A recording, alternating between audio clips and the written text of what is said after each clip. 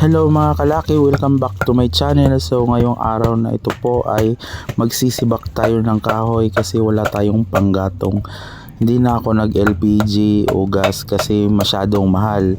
Kung mahal ninyo yung mga jowa ninyo, mas mahal pa yung mga LPG at ano ngayon. Kaya wag na kayong umano pa dyan. Yan, sibak kayo ng kahoy. Wag yung puro na lang kayo LPG kahit may kahoy naman kayo makukuha.